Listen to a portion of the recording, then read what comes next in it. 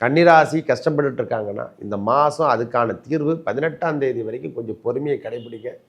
எடுத்தோம் கவுத்தோன்ல நாம் இந்த நேரத்தில் பேச முடியாது.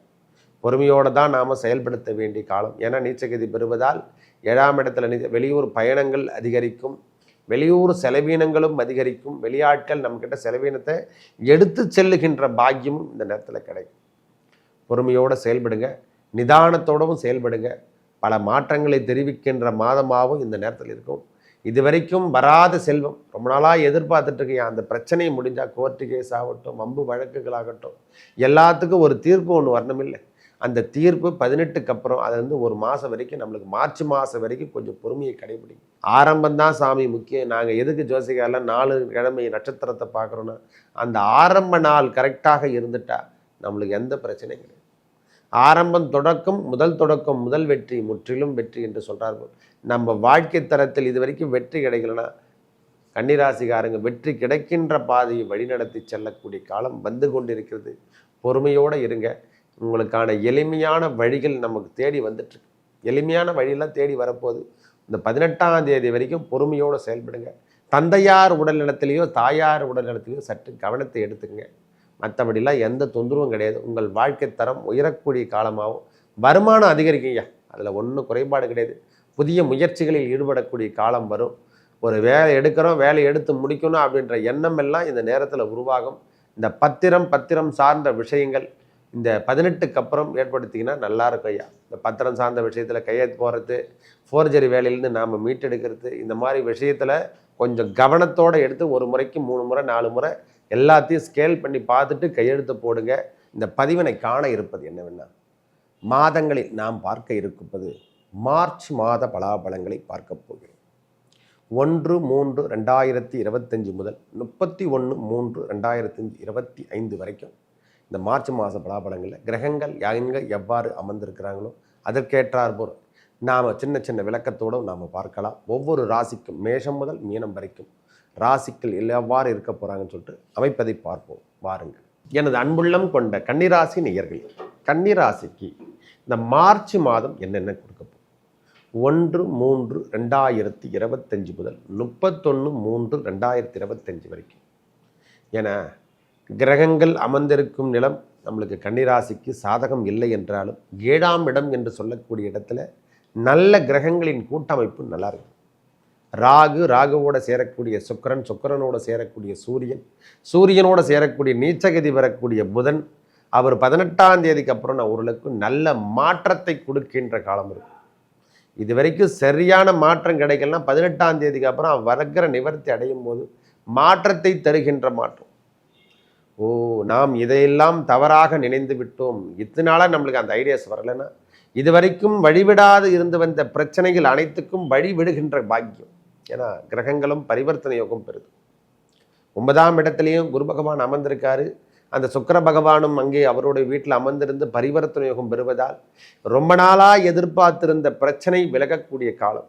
பார்ட்னர்ஷிப்காரெலாம் நம்மளை விட்டுட்டு வெளியே போயிட்டு நாம் தனிப்பட்ட முறையில் பிஸ்னஸ் பண்ணுறதுக்கு என்னென்ன உத்தியோகம் இருக்குதோ அதை எல்லா வழிமுறையும் செயல்படுத்துகின்ற மாதமாக இந்த மாதம் இருக்கும் சார். கன்னிராசி கஷ்டப்பட்டுட்டு இருக்காங்கன்னா இந்த மாதம் அதுக்கான தீர்வு 18ஆம் தேதி வரைக்கும் கொஞ்சம் பொறுமையை கடைபிடிக்க. எடுத்தோம் கவுத்தோன்ல நாம் இந்த நேரத்தில் பேச முடியாது. பொறுமையோடு தான் நாம் செயல்படுத்த வேண்டிய காலம். ஏன்னா நீச்சகதி பெறுவதால் 7ஆம் இடத்துல வெளியூர் பயணங்கள் அதிகரிக்கும், வெளியூர் செலவீனங்களும் அதிகரிக்கும். வெளியாட்கள் நம்மக்கிட்ட செலவீனத்தை எடுத்து செல்லுகின்ற பாக்கியமும் இந்த நேரத்தில் கிடைக்கும். பொறுமையோடு செயல்படுங்க, நிதானத்தோடவும் செயல்படுங்க. பல மாற்றங்களை தெரிவிக்கின்ற மாதமாகவும் இந்த நேரத்தில் இருக்கும். இதுவரைக்கும் வராத செல்வம், ரொம்ப நாளாக எதிர்பார்த்துட்டு இருக்கையா அந்த பிரச்சனையை முடிஞ்சால் கோர்ட்டு கேஸ் ஆகட்டும், வம்பு வழக்குகளாகட்டும், எல்லாத்துக்கும் ஒரு தீர்ப்பு ஒன்று வரணுமில்லை. அந்த தீர்ப்பு 18க்கு அப்புறம் அது வந்து ஒரு மாதம் வரைக்கும், நம்மளுக்கு மார்ச் மாதம் வரைக்கும் கொஞ்சம் பொறுமையை கடைபிடிக்கும். சனி பகவானுடைய தன்மையும் பெயர்ச்சியும் இந்த மாதத்தில் 29ஆம் தேதி மாறுவதால் பொறுமை, நிதானம், பிரதானம் என்று சொல்லக்கூடிய அமைப்பை பெறுகின்றோம். ஏன்னா அவருடைய பார்வையும் நம்ம மேலே விழும். அந்த நேரத்தில் பொறுமையோடு இருந்தால் எந்த பிரச்சனையும் வரா சுவாமி. நல்ல முன்னேற்றத்தை தரவல்லதாகவும் இந்த காலம் இருக்கும் சாமி. நல்ல முன்னேற்ற பாதையும் கிடைக்கும், வழி விடுதல் என்று சொல்லக்கூடிய அமைப்பும் கிடைக்கும். நிறைய பேருக்கு வேலை இழப்புகளும் ஏற்பட்டிருக்கும். இந்த நேரத்தில் கவனத்துடன் செயல்பட வேண்டும். இதில் தான் கொஞ்சம் வேகத்தை எடுக்கக்கூடிய காலமாகவும் இருக்குது சுவாமி. அதனால் தேவையில்லாத லீவோ இந்த மாதிரி சமாச்சாரமோ இந்த பகவானுடைய பார்வை நம்ம மேலே பருவதால் தேவையில்லாத ஆசைகள் உருவாகும். காமத்தாலேயும் நம்மளுக்கு பிரச்சனைகள் வரும். கன்னிராசிக்கு எந்தெந்த வழியில் பிரச்சனை வரும்னு தெரியாது. இந்த மாதத்தில் பொறுமையோடவும் நிதானத்தோடும் இறை வழிபாட்டோடு இருந்துக்கணும் சுவாமி. ஒரே வார்த்தை சொல்லப்போனால் இறை வழிபாடு முக்கியம் தருகின்ற மாதம் என்று சொன்னால் இந்த மாதத்தை நீங்கள் எடுத்துங்க. 15ஆம் தேதியிலேருந்து எடுத்துங்க ஐயா. இறை வழிபாடு மேலோங்கணும் அப்படின்னு எடுத்துக்கணும். ஏன்னா நம்ம ராசிக்கு 12ஆம் அதிபதி 7ஆம் இடத்துல சம்பந்தப்படுவதால் இறை வழிபாடு, சிவனுடைய வழிபாடோ பெருமாளுடைய வழிபாடோ ஏதோ ஒரு வழிபாடு, முருகருடைய வழிபாடோ நாம் தொடர்ச்சியாக எடுத்துக்கொண்டால் ஓரளவுக்கு மீட்டெடுக்கலாம். இந்த மாதத்திலிருந்து நாம் மீட்டெடுத்து வெளியே வந்துடலாம் சுவாமி. ராசிநாதன் நீச்சகதி பெற்று வக்கர நிவர்த்தி அடையிட்டு திரும்பி வரணும். நம்ம ராசிக்கு 7ஆம் இடத்திலே வந்த பிறகு தான் ஓரளவுக்கு நிம்மதி என்று சொல்லக்கூடிய அது ஒரு வக்கரகதி காலத்தில் இந்த நீச்சகதிகாரம் 15 நாட்கள் ஓரளவுக்கு ஸ்மூத்னஸ் இருக்காது. தேவையில்லாத விஷயத்தெல்லாம் ஈடுபடுவோம். தேவையில்லாத எண்ணமெல்லாம் உருவாகும். தவறான பாதைக்கு வழிநடத்தி செல்லும். இதெல்லாம் சற்று கவனம். 7 என்பது காமம் என்று சொல்கிறோம் இல்லை, 7 என்பது வெளியூர் பயணம் என்று சொல்கிறோம் இல்லை. அந்த மாதிரி விஷயங்கள் தடையில்லாத விஷயம், தேவையில்லாத விஷயத்தில் ஈடுபடாமல் இருப்பது நல்ல முன்னேற்றத்தை தரும், செல்வங்கள் தரும். அதில் எந்த குறையும் கிடையாது. வேலை அமைப்புகள் நன்றாக இருக்கும், அதெல்லாம் பிரச்சனையே கிடையாது. திருமணத்துக்காக காத்துட்ருக்கோம். இந்த காதல் திருமணம், காதலுக்காக காத்துட்ருக்கிறவங்களாம் கொஞ்சம் பொறுமை எடுத்துங்க. இதை செஞ்சுட்டோம், அதுக்கப்புறம் என்ன பிரச்சனை நடந்தாலும் எங்களுக்கு அவங்களுக்கு செட் ஆகலை அப்படின்னு நினைக்கிற மாதிரி இந்த எண்ணமெல்லாம் தோன்ற ஆரம்பிச்சிடும். இந்த 10 நாள் நான் சும்மா இருக்காது போட்டனே, நான் தேவையில்லாத விஷயத்த மாதிரி இதுதான் ஆரம்பம்தான் சாமி முக்கியம். நாங்கள் எதுக்கு ஜோசிகாரில் 4 கிழமை நட்சத்திரத்தை பார்க்குறோன்னா அந்த ஆரம்ப நாள் கரெக்டாக இருந்துட்டா நம்மளுக்கு எந்த பிரச்சனையும் கிடையாது. ஆரம்பம் தொடக்கம், முதல் வெற்றி முற்றிலும் வெற்றி என்று சொல்கிறார்கள். நம்ம வாழ்க்கை தரத்தில் இது வரைக்கும் வெற்றி கிடைக்கலன்னா கன்னிராசிகாரங்க வெற்றி கிடைக்கின்ற பாதையை வழிநடத்தி செல்லக்கூடிய காலம் வந்து கொண்டிருக்கிறது. பொறுமையோடு இருங்க. உங்களுக்கான எளிமையான வழிகள் நமக்கு தேடி வந்துட்டுருக்கு. எளிமையான வழியெல்லாம் தேடி வரப்போது. இந்த 18ஆம் தேதி வரைக்கும் பொறுமையோடு செயல்படுங்க. நல்ல மாற்றத்தை கொடுக்கும், நல்ல ஏற்றத்தை கொடுக்கும். 1ஆம் தேதியிலேருந்து 18ஆம் தேதி வரைக்கும் கொஞ்சம் பொறுமையை கடைபிடிங்க. எந்த செயலாகட்டும் கொஞ்சம் நாளைக்கு தள்ளி போட்டுருங்க. மனசு அது 1000 கூட வரட்டும், கொஞ்சம் தள்ளி போட்டு வேலை செய்யுங்க. வேலை அமைப்புகள் தவறே கிடையாது. வெளியூர் பயணங்கள் அதிகரிக்கும். ஆன்மீகம் இந்த ஆன்மீகம் சார்ந்த விஷயங்கள் அதிகமாக முன்னெடுக்கக்கூடிய காலமாகவும் இந்த காலம் இருக்கும் சுவாமி. நான் அதாவது 10ஆம் இடத்துல செவ்வாய் பகவான் அமர்ந்திருப்பதால் அவரும் வக்கர நிவர்த்தி அடைஞ்சிட்டு இருக்காதால ஓரளவுக்கு பரவாயில்லை. அதாவது எப்படி சொல்லுதுன்னா போன மாதத்தை விட இந்த மாதம் பரவாயில்லை என்று சொல்லக்கூடிய அமைப்பு தானே கண்டி அவரும் நிவர்த்தி அடைஞ்சு கடகத்துக்கு வர வரைக்கும் நாம் பொறுமையை கடைபிடிக்க வேண்டிய காலம். கிரகங்களும் சற்று கடுமையான சூழ்நிலையில் தான் வாழ்ந்துட்டுருக்காங்க. குரு பகவான் மட்டுமே ஓரளவுக்கு ஃபேவராக இருக்கிறதுக்காண்டி மற்ற கிரகங்கள் சரியில்லாத நிலைமை. ஜென்மத்திலே கேது பகவான், 7ஆம் இடத்துல ராகு பகவான், சுக்கரன் ராகுவோடு இணையக்கூடிய காலத்தில் தேவையில்லாத சங்கடங்களோ தேவையில்லாத பாதைகளோ மாறுகின்ற காலமாகவும் இந்த காலம் இருக்கும். இந்த கொடுக்கல் வாங்கல் என்று சொல்லக்கூடிய அமைப்பில் இந்த கையெழுத்து சார்ந்த விஷயங்கள்லாம் இந்த நேரத்தில் போடாமல் இருப்பது மார்ச் மாதம் ஞாபகம் வச்சுங்க. இது எவ்வளவு வரைக்கும் இந்த 2.5 வருஷம் வரைக்கும் நம்மளுக்கு தொல்லை பண்ணுற மாதிரி இருக்கும்.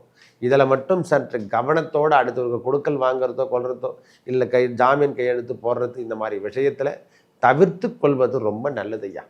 நல்ல பாதையை வழி எடுத்துக்கணும். ஏன்னா அந்த மாதம் அது மாதிரி இருக்கத்தால் நம்மளுக்கு அந்த இதெல்லாம் மறைக்கும். வேறு வழி கிடையாது. இதெல்லாம் யாராலையும் தடுத்து நிறுத்த முடியாது. ஆனால் செயல் திட்டங்கள் கண்டிப்பாக இருக்கும். இந்த அமைப்பெல்லாம் ஏற்படுத்தி தரும்னா தரும். நல்ல பாதையை எடுத்து செல்லுன்னா தெல்லும். தந்தையார் உடல்நலத்திலேயோ தாயார் உடல்நலத்திலேயோ சற்று கவனத்தை எடுத்துக்கங்க. மற்றபடிலாம் எந்த தொந்தரவும் கிடையாது. உங்கள் வாழ்க்கை தரம் உயரக்கூடிய காலமாகவும் வருமானம் அதிகரிக்குங்க. அதில் ஒன்றும் குறைபாடு கிடையாது. புதிய முயற்சிகளில் ஈடுபடக்கூடிய காலம் வரும். ஒரு வேலை எடுக்கிறோம், வேலை எடுத்து முடிக்கணும் அப்படின்ற எண்ணம் எல்லாம் இந்த நேரத்தில் உருவாகும். இந்த பத்திரம் சார்ந்த விஷயங்கள் இந்த 18க்கு அப்புறம் ஏற்படுத்திங்கன்னா நல்லா இருக்கும் ஐயா. இந்த பத்திரம் சார்ந்த விஷயத்தில் கையெழுத்து போடுறது, ஃபோர்ஜரி வேலையிலேருந்து நாம் மீட்டெடுக்கிறது, இந்த மாதிரி விஷயத்தில் கொஞ்சம் கவனத்தோடு எடுத்து 1 முறைக்கு 3 முறை 4 முறை எல்லாத்தையும் ஸ்கேல் பண்ணி பார்த்துட்டு கையெழுத்து போடுங்க. ஏன்னா இந்த காலம் சரியில்லாத காலம்.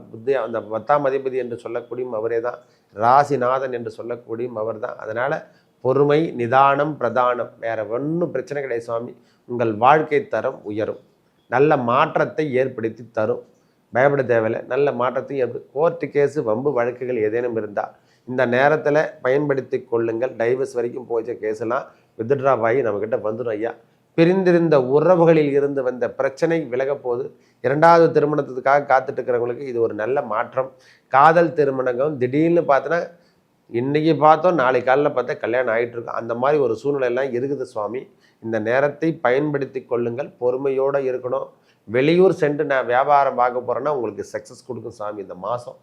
வெளியூர் பிரான்ச்சில் ஓப்பன் பண்ணுறது, வெளியூரில் நான் போய் ஒர்க் பண்ணிக்கிறேன் அப்படின்னு நினைக்கிறவங்களுக்கெல்லாம் இந்த மாதம் சக்ஸஸ் தருகின்ற மாதமாக இருக்க போகுது. மேலும் நல்லதெல்லாம் நடக்க இறைவன் முருகப்பெருமானை, அந்த வள்ளி தெய்வ யானை சுப்பிரமணிய சுவாமி திருத்தணி அல்லது வள்ளிமலை எங்கே இருக்கிறாரோ இணைந்து இருக்கக்கூடிய இடத்துலையோ முருகப்பெருமானோடு இருக்கக்கூடிய தெய்வங்களாக அவங்கள வணங்கினாவே போதும், நல்லதே நடக்கும். நன்றி, வணக்கம்.